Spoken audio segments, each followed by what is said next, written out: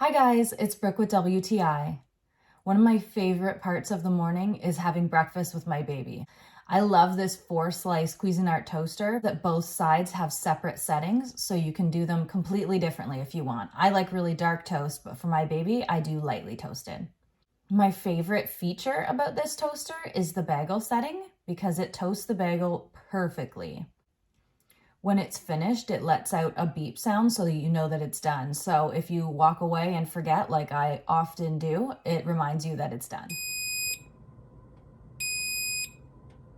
It's great to have the countdown feature so you know how long you have until it's finished.